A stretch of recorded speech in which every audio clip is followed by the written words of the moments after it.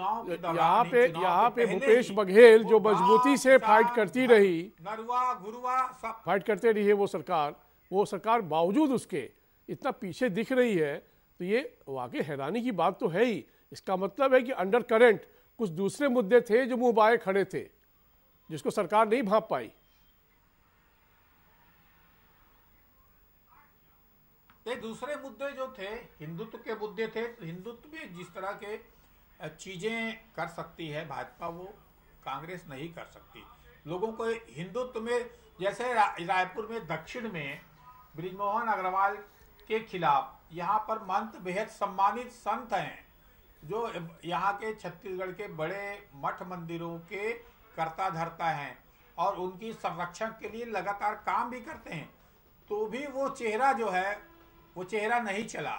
जो हिंदुत्व, तो भाजपा का हिंदुत्व तो चलेगा, कांग्रेस का हिंदुत्व तो नहीं चलेगा। तो ये लोगों के मन में लगता है कि कांग्रेस का जो हिंदुत्व है वो छद्म है या वो धर्मनिरपेक्ष है, और इनका जो हिंदुत्व है ओरिजिनल में सही हिंदुत्व है, ऐसा लोगों के मन में लगता है। तो इन्होंने कई ऐसे, जैसा रविंद्र चौबे है, एक बड़े नेता हैं, 7 बार 8 बार के चुनाव जीते हैं, वहां पे हिंदुत्व चलाया गया।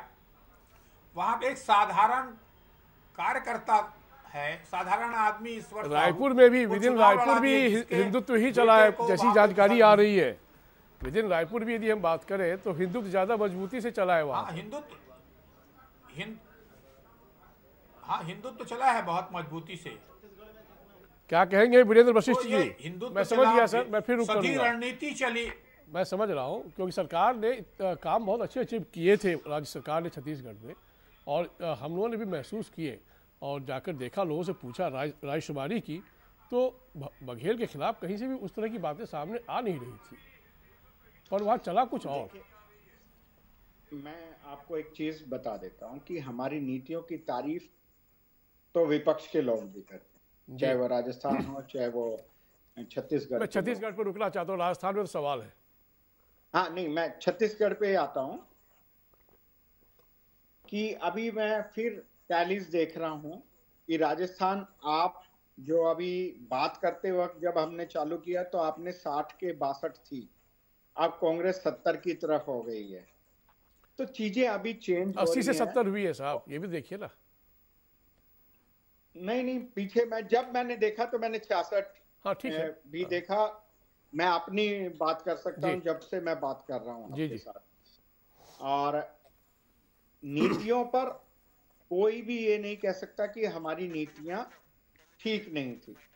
और मुझे एक बार अश्विनी वैष्णव को सुन लेते हैं जरा, क्या कह रहे हैं, फिर आपकी बात हम पूरी करेंगे। लेकिन कुछ कह नहीं रहे, शायद अश्विनी वैष्णव खुशी खुशी आगे बढ़ रहे हैं, फिलहाल मीडिया से मुखातिब नहीं हो पा रहे हैं। सिर्फ तस्वीर है बीजेपी हेडक्वार्टर से, जहाँ बीजेपी के वरिष्ठ नेता सब एक दूसरे से गले मिल रहे हैं और हंसी खुशी के माहौल में अपने आप को देख पा रहे हैं। और वो भी क्यों नहीं, रुझान तो कहीं न कहीं बीजेपी को मुस्कुराने की वजह दे ही रही है। जी अपनी बात पूरी करें वशिष्ठ साहब। देखिए, लोकतंत्र में हमें संविधान इजाजत देता है कि अपनी नीतियों को लेकर जनता के बीच जाएं, और वो हम गए। विपक्ष की पार्टियां भी गई और पक्ष की पार्टियां भी गई, अपने अपने राज्यों के हिसाब से। चुनाव का रिजल्ट हमें बताएगा कि हाँ, हम अपनी बात को समझा पाए या ना समझा पाए। इसके अलावा कोई चुनावी वो नहीं। हाँ, 2-3 चीजें आप मध्य प्रदेश शायद वो एक मिनट लोक नाम में रुक जाइएगा प्लीज, सुन काम किया है। डबल इंजन की सरकार के प्रति जन जन का विश्वास है, मोदी जी के नेतृत्व के प्रति जो जन जन का विश्वास है, और जिस तरह से शिवराज जी की परफॉर्मेंस रही, काम हुआ है, उसके आज परिणाम सबके सामने है।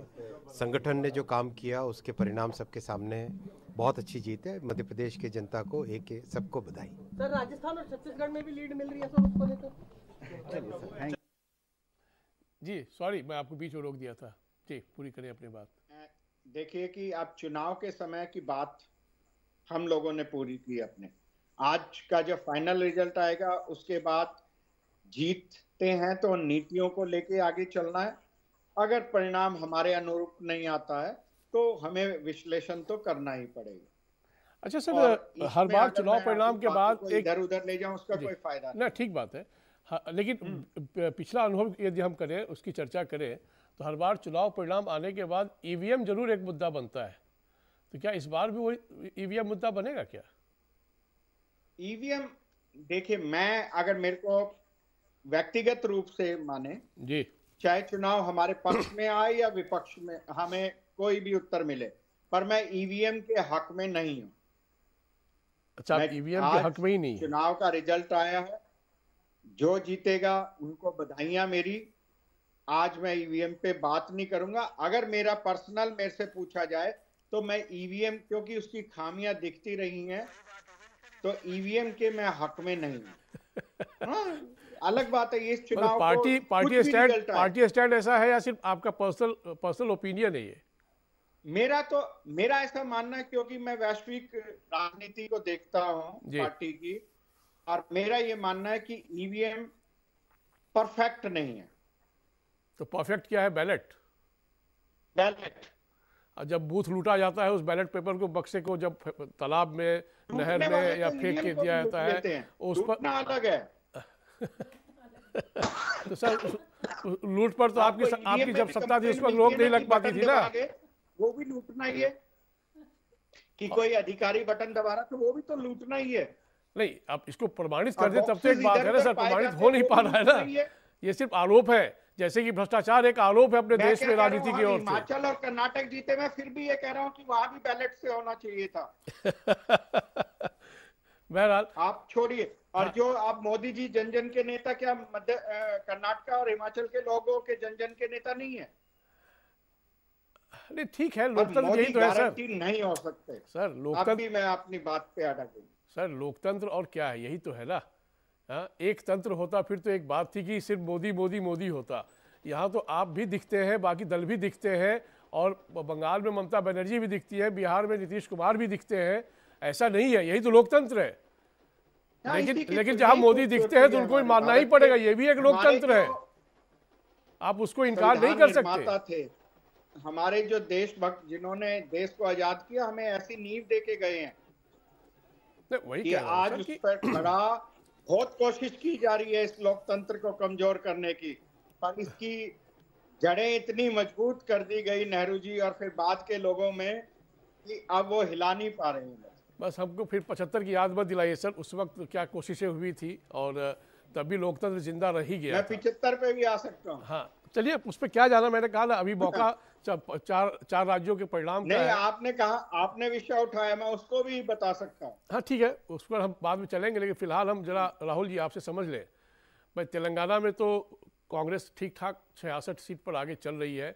बीआरएस बीच में उछला जरूर था, उसका सूचकांक बीआरएस का, पर वो फिर गिर गया है, 40 पे आके अटका पड़ा है। यानी हमें नहीं लगता कि इसमें बहुत फेरबदल अब होंगे, क्योंकि अब हम 12 बज रहे हैं, आपको 1 से 2 बजे तक आपको पता चल जाएगा, परिणाम आने शुरू भी हो जाएंगे। और ये बीजेपी 157 मध्य प्रदेश में रुकी हुई है, 71 पर कांग्रेस रुकी हुई है, कांग्रेस 38 पर आ गई है छत्तीसगढ़ में, 50 पर बीजेपी चल रही है, राजस्थान में आप देख लीजिए 113 पर बीजेपी, 70 पर कांग्रेस। तो ये अपने आप में बहुत कुछ कह दे रहा है साहब। और देखिए, पार्टी कार्यालय में जिस तरीके से ढोल नगाड़े बज रहे हैं बीजेपी के, तो बड़े नेता तभी शामिल होते हैं जब उन्हें कुछ दिख रहा होता है कि आगे क्या होने वाला है। बिल्कुल, देखिए, मुझे लगता है ये टैली जो है फिक्स होनी शुरू हो जाएगी, और 12 बज गए। ईवीएम के राउंड बहुत जल्दी पूरे होते हैं, तो वो एक बटन दबाने से राउंड पूरे हो जाते हैं। और लीड जो मैं देख रहा हूँ इलेक्शन कमीशन की वेबसाइट पर, वो ज़्यादा चल रही है बहुत जगह। तो बहुत जगह थोड़ी है, वो ठीक है, लेकिन फिर भी लीड है। और ये हो सकता है, मुझे जो भी परिणाम आप यहाँ दिख रहे हैं अभी सारा की स्क्रीन पे, ये फिक्स होते चले जाएंगे। देखिए, सवाल ये है सारे कि कांग्रेस बार बार, जैसे उन्होंने बोला कांग्रेस के प्रवक्ता ने कि हम समीक्षा करेंगे अगर जो हम हारते हैं, तो ये समीक्षा होती रहती है, हर बार होती है, लेकिन फिर भी वो ढाक के 3 पात आते हैं, वो नजर नहीं आता कि समीक्षा के बाद क्या निकला। देखिए, एक तरफ आप, मैं एक और मुद्दे को उठाना चाहूंगा। देखिए, एक तरफ आप साउथ इंडिया से कर्नाटक के चुनाव में, या फिर स्टालिन के बेटे उदयनिधि स्टालिन बोल रहे थे कि सनातन उन्मूलन का सम्मेलन कर रहे थे। इन सारी चीजों का फर्क पड़ता है। कांग्रेस फर्क दिख रहा है साहब, वैसे विरोध नहीं किया। कांग्रेस अगर जो खुल के विरोध करती, जब आप एक देश के बड़े धर्म को जो बहुसंख्यक है, इंडिया अलायंस का वो पार्ट भी है, सबसे बड़ी बात ये है ना। और कांग्रेस के यहाँ जो मुख्यमंत्री, वो मुख्यमंत्री कर्नाटक के वो भी समर्थन कर रहे थे और जो कांग्रेस के अध्यक्ष हैं उनके बेटे भी प्रियांक खड़गे भी उस चीज का समर्थन कर रहे थे। तो जब ये सारी चीजें जाती हैं, एक तरफ तो आप सेंट्रल में इस चीज से बचने की कोशिश कर रहे हैं और राज्यों में इन चीजों का आपके मंत्री विरोध कर रहे हैं और उनके पक्ष में सनातन उन्मूलन के में, तो आपको ये चीज सोचनी चाहिए। क्योंकि 2014 में जब एक एंटनी कमेटी की जो रिपोर्ट आई थी कि आप पे ये ठप्पा लग चुका है कांग्रेस पे, आपसे मतलब मेरा मतलब कांग्रेस है, कांग्रेस पे ठप्पा लग चुका है कि मुस्लिमों की पार्टी दिखती है, तो आपको 2018 के चुनाव परिणाम भी ध्यान में रखने चाहिए कि राहुल गांधी ने सॉफ्ट हिंदुत्व अपनाया था और तीनों राज्यों में जीत हासिल की थी कांग्रेस ने। तो हमें ये सारी चीजें देखने की जरूरत है कि कांग्रेस को जो एक डिलेमा में फंसी हुई है कांग्रेस कि किस तरफ जाएं किस तरफ ना जाएं, वो सारी चीजें देखने की जरूरत है और ठोस नीतियों के साथ आने की जरूरत है। ऐसे नहीं कि पनौती पे आप चुनाव लड़ रहे हैं कि प्रधानमंत्री तो पनौती हैं, ये कोई कहने की बात थोड़ी है। एक राष्ट्रीय पार्टी से, राष्ट्रीय नेता से उम्मीद नहीं की जाती है कि आप इतनी हल्की बात करेंगे। आप बीजेपी की आलोचना करिए, पॉलिसी लेवल पे आलोचना। मैं आपको रोकते हुए सवाल आप ही से कर रहा हूँ, इस मामले में बीजेपी पीछे कभी नहीं कहा। राहुल को कोसने में, राहुल को घेरने में, राहुल के बारे में जितने उपनाम बीजेपी ने दिए हैं, बिल्कुल उसके बाद तो फिर आप क्या उम्मीद करेंगे राजनीति में? देखिए तो चलेगा ही ना। बिल्कुल वो भी गलत है। राजनीति में जब आप इस स्तर तक जाते हैं, आपको राजनीति में जाना चाहिए पॉलिसी का एनालिसिस करिए। बीजेपी की जैसे आपने बोला कि भाई ये योजना फेल रही, तो एक्सेप्ट करना चाहिए ये योजना फेल रही, फिर आपको भी देखना चाहिए राजस्थान में कि आपकी क्या योजना फेल रही और छत्तीसगढ़ में आपकी क्या योजना फेल रही। और बीजेपी 18 साल शासन करने के बाद, एंटी इनकम्बेंसी होने के बाद, वो प्रो इनकम्बेंसी में कैसे चेंज कर गया मध्य प्रदेश में कि वो 155 पे और 157 पे दिख रहे हैं, जहां 109 पे पिछले चुनाव में बीजेपी थी। आप ये सोचिए 109 से 157 का जंप। वशिष्ठ साहब, तो वाकई जमाई लेने का वक्त आ गया क्या कांग्रेस के लिए? नहीं, जमाई का नहीं इजाजत लेने का समय था, क्योंकि मैंने 12 बजे दूसरे चैनल पे और मैं अपने साथी जितने भी आपके साथ इस चुनाव की परिणाम की समीक्षा कर रहे हैं, सबको लोकतंत्र की बधाई देता हुआ कि जो भी आज जीत रहा है, आज लोकतंत्र के लिए बड़ा दिन है।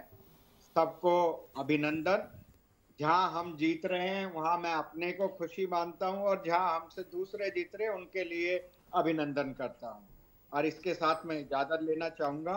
बहुत शुक्रिया आपका वीरेंद्र वशिष्ठ साहब, हमसे बात करने के लिए, पार्टी की ओर से अपनी अहम राय रखने के लिए। राम अवतार जी, चलते चलते केवल ये बता दीजिए आप भी कि क्या छत्तीसगढ़ में जब हम हिंदुत्व की बात करते हैं तो क्या वो सब बयान भी काम कर गए हिंदुत्व के पक्ष में, जहां की सनातन उन्मूलन की बात दक्षिण भारत में तमिलनाडु में की गई थी, जिसका समर्थन मतलब अच्छा रामतार जी चले गए, तो नीता वाजपेयी जी, क्या आप ही जवाब दे दीजिए, क्योंकि बीजेपी की ओर से आप हैं इस वक्त, तो आप ही बताइए कि जो सनातन धर्म को क्या क्या नहीं शब्दों से नवाजा गया था, जिसके बारे में हम वो बोल भी नहीं सकते उन्मूलन को लेकर, तो ये कहीं न कहीं ज़मीन पर इसका असर दिख गया क्या इधर भी? बिल्कुल, इधर बिल्कुल तो दिखेगा ही। साउथ में भी आप देखना, जब 2024 का इलेक्शन होगा ना, इसका असर वहाँ तेलंगाना में नहीं दिखा ना मुझे, बीजेपी से अभी नहीं दिखा, लेकिन नहीं अभी नहीं दिखा, लेकिन मैं इधर की बात इसलिए कर रहा हूँ, केंद्र के में जरूर दिखेगा। आप देखिएगा, हम फिर बैठेंगे और बात होगी। साउथ में इसका असर दिखेगा, लोगों को समझने में थोड़ा सा टाइम लगता है, लेकिन हाँ दिखेगा। जनता वहाँ की भी जान रही है, इसका असर दिखेगा। और यहाँ तो क्लियर है, अभी का रिजल्ट देख लीजिए 2024 का, तो हमें मतलब वहाँ तक जाने की ज़रूरत ही नहीं है। अभी का रिजल्ट बता रहा है कि आप जनता के अगेंस्ट बात कर रहे हो, आप उस धर्म, उस संस्कार, उस रीति रिवाज को हटाने की बात कर रहे हैं या उसके अगेंस्ट बोल रहे हो, जो हमारी आत्मा है, जिसको हम लेके चलते हैं, जिससे हम सांस लेते हैं, जिस संस्कृति में और जिस धर्म में और जिस सनातन धर्म को हम पूजते हैं, उसके बारे में बात करेंगे। जनता आपके साथ कैसे खड़ी होगी? बहुत सारी बातें हैं। मुद्दा ये नहीं है, मुद्दा सुरक्षा को भी लेके है, मुद्दा महिलाओं को लेके है, मुद्दा आगे बढ़ने को लेके है। आप केवल एक चीज पकड़ लेते हो, अडानी अडानी अडानी। अरे भाई, और भी बातें करिए। आप अडानी के बारे में जब पकड़ते हैं तो उसका जवाब बाकी तरीके से बीजेपी की ओर से मिल नहीं पाता। अडानी के बारे में आप पकड़ते हैं तो कम से कम उन राज्यों में जहां अडानी ने, आप जहां पे हो, आपकी जहां पे सत्ता है, उन राज्यों में अडानी को हटाइए ना, वहां पे मत काम करने दीजिए। अगर आप इतना सही हो तो अडानी को बोलिए कि नहीं, आप गलत हो, आप हमारे राज्य में कोई इन्वेस्टमेंट मत करो। ये बात तो सही है, ये कर सकते हो आप अगर इतने अडानी से आप नफरत करते हो या इतना गलत है अडानी का पूरा वो, तो आप वहाँ राजस्थान या जो भी प्रदेश हैं आपके जी। थे, अब है नहीं है, वैसे अभी नहीं है, जो थे अभी तक, उन मना कर देते कि आप गलत हो, आप फेयर नहीं हो, आप बहुत गलत तरीके से काम करते हो, मना कर देते हो इन्वेस्टमेंट के लिए। एक तो इन्वेस्टमेंट पे भी लेते हो, उनको कटघरे में भी खड़ा करते हो और उसको मतलब पूरी तरह से प्रचार प्रसार भी उसका करते हो, लेकिन जनता को ये पता है कि अगर इन लोग इन्वेस्टमेंट नहीं करेंगे, जनता और राष्ट्र आगे नहीं बढ़ेगा। तो इसलिए जो फैक्ट है उस पे रह के चलिए और जनता को बेवकूफ़ मत समझिए। जनता को जो आप लोग केवल ऊपरी स्तर पे बातें करते हो ना कि ये हो गया वो हो गया, मोदी जी को गाली दे दो तो शायद वोट मिल जाएगा, भारतीय जनता पार्टी को, धर्म को, देश को, आर्मी को गाली दे दो, किसी को भी उठा के गाली दे दो, जनता आपको वोट दे देगी? नहीं देगी। जनता बेवकूफ नहीं है, आजकल की जनता पढ़ी लिखी है और हमेशा की रही है, लेकिन उसको क्योंकि ऑप्शन जनता आपके नहीं पक्ष में जा रही है तो ज्यादा पढ़ी लिखी हो भी गई होगी आपकी नजर में। नहीं, ऐसा कुछ नहीं। चलिए त्रिवेदी जी को सुन लेते हैं। देखिए, हमने अच्छा चुनाव लड़ा है, अंतिम परिणाम आने दीजिए। हमें लगता है कि मत प्रतिशत में हमने कई गुने की बढ़ोतरी की होगी। कभी कभी होता है, हम प्रयास करते हैं लंबी छलांग मारने के लिए, पहली बार में सफलता नहीं मिलती,